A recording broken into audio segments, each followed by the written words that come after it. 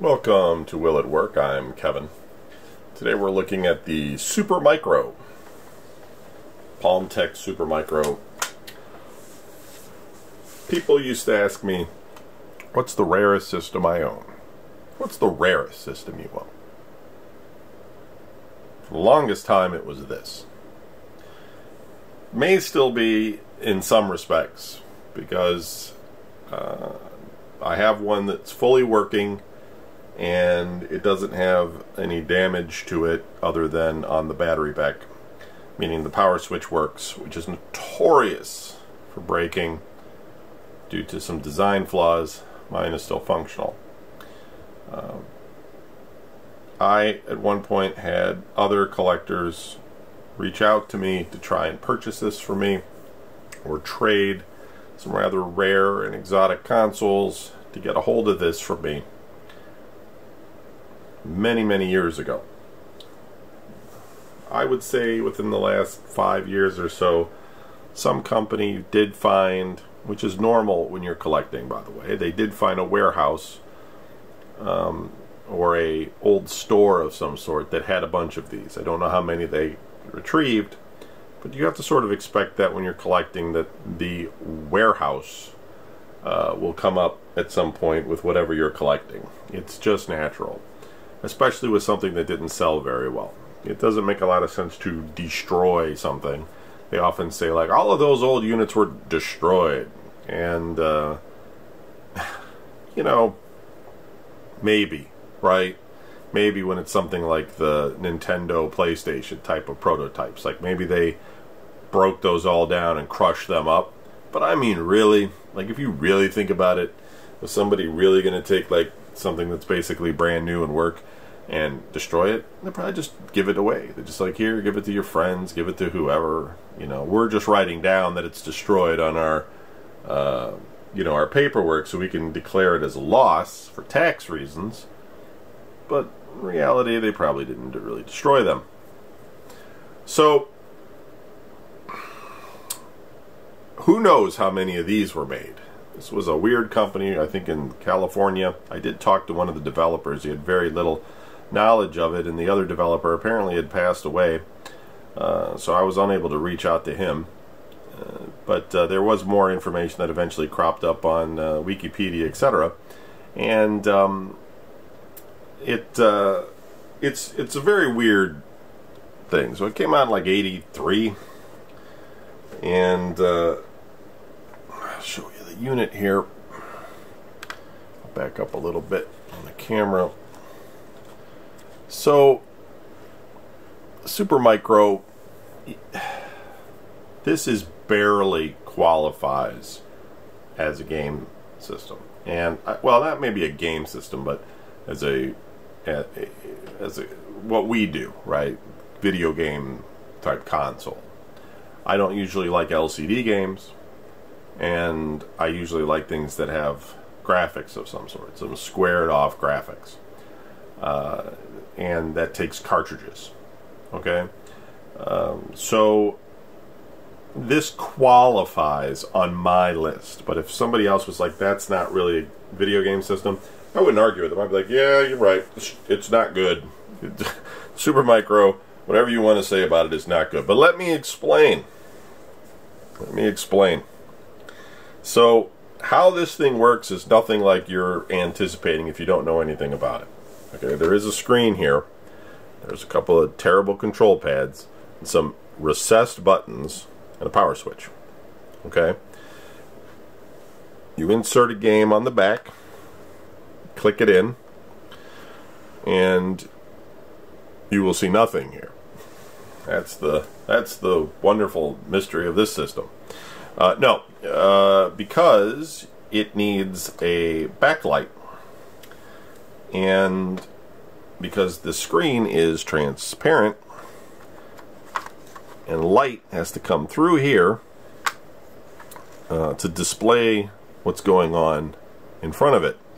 And I will show you, and I apologize if this light screws up your vision a little bit because it's a little bit bigger than the unit, but I will show you what that looks like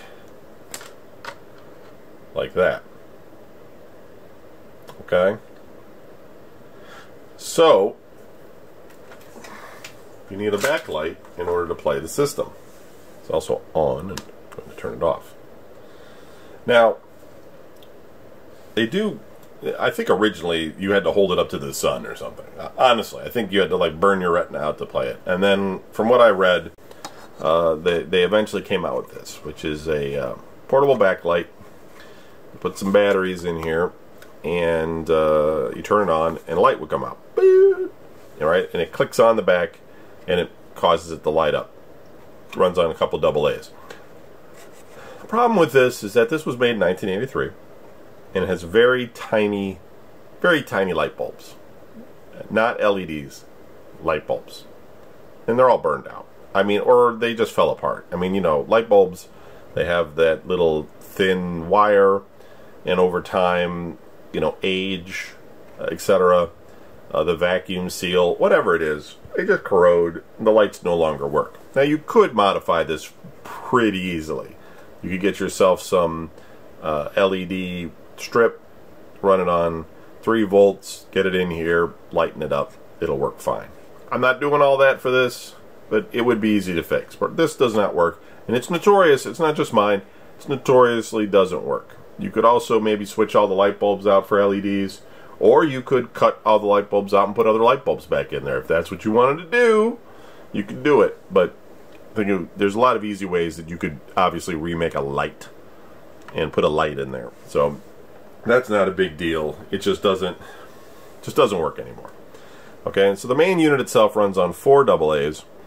And now you might be thinking, okay, so it's got some weird, it has a weird kind of light back thing. It's like the opposite of the Game Boy Advance. Like, it's actually a Game Boy Advance could have maybe taken some notes from the design of this, because they could have, you know, put a light behind the Game Boy Advance rather than the reflective screen, and we all could have saved our eyes a lot of wear and tear. But that's not all. That's not just what it is. See, these cartridges, they display the entire game screen. And the game screen doesn't move. It's not graphics. It's almost like what appears to be just like a picture, right? Except maybe where they keep score or something. I'm not sure about that part. But the rest of it is just a solid picture of the whole game. The whole game, just think of the whole game as one graphic. Not something you can move, not something you can do anything with. It's just all one graphic. Okay? That makes no sense, I know. Hang on. Because it's weirder than you think. And then what they do is the front of this unit, the actual graphic part, is a matrix of all black LCDs. Right? So when all of them are on, even with the light shining from behind, you can't see the screen.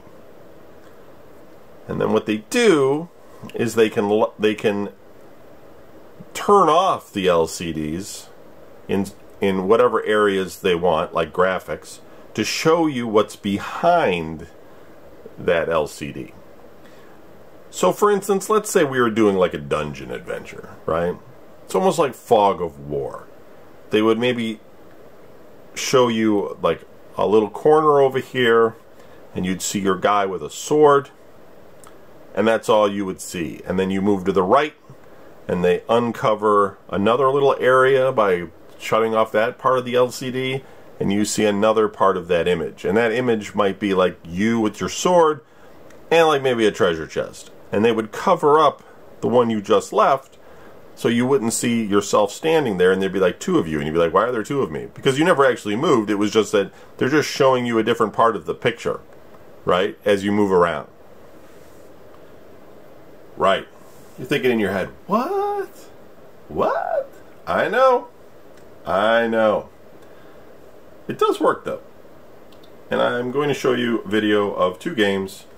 It comes with this outflank, and it comes with this well, it doesn't come with. I paid for Aladdin's Adventures, which is new old stock, I guess. It's pretty beat up. It's pretty aged. These things were not designed to last this long, but it was playable. It's novelty, whatever you want to call it, and it worked. So I will switch over to the video that I made.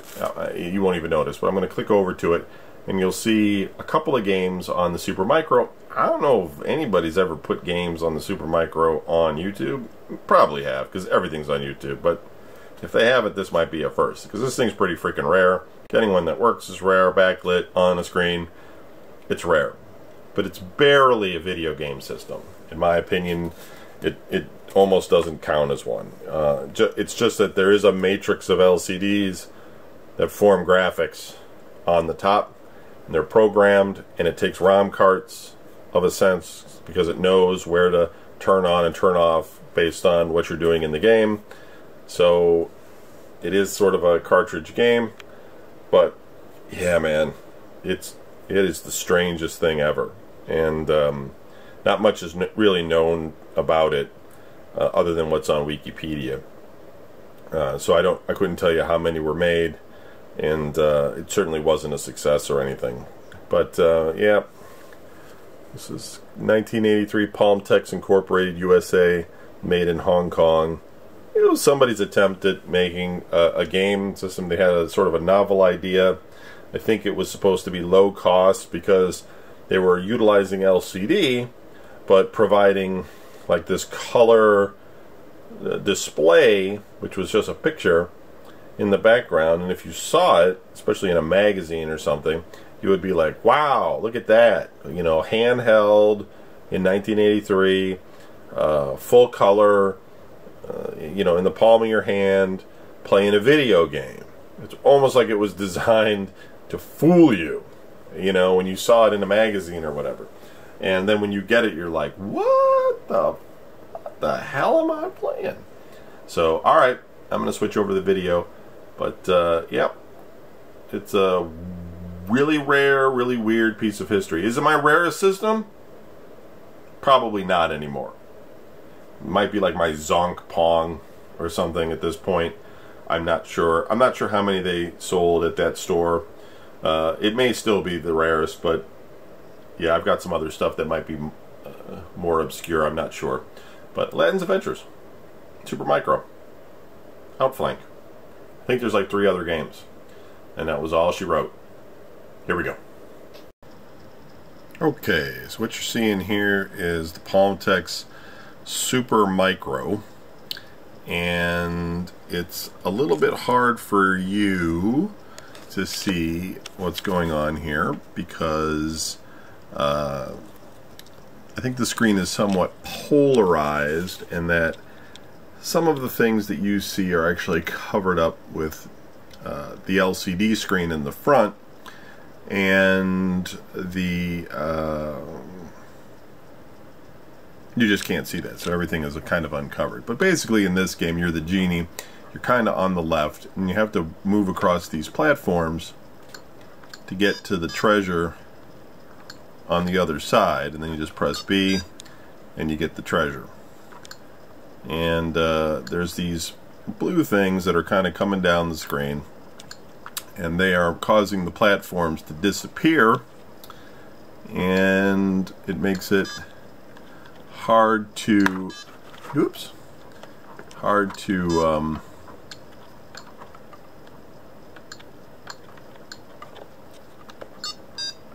yeah, get it.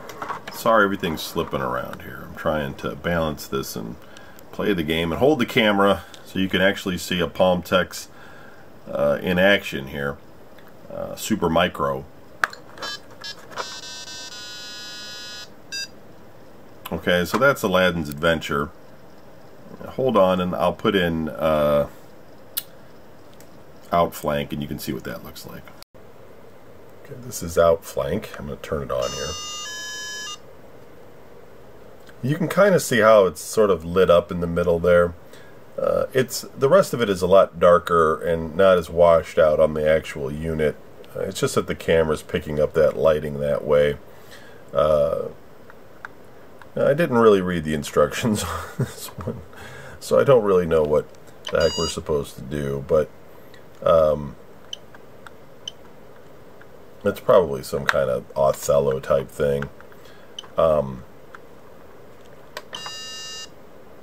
Didn't like that. I think I have to attach this to there.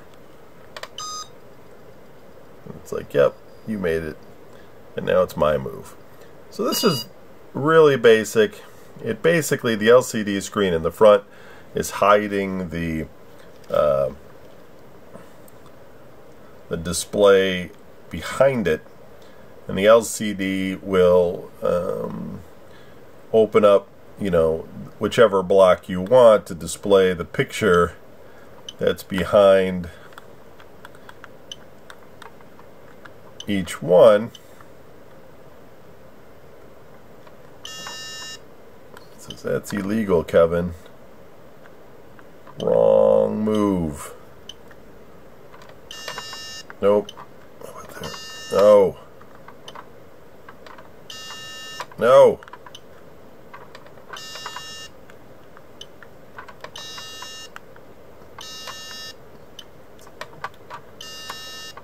It's angry.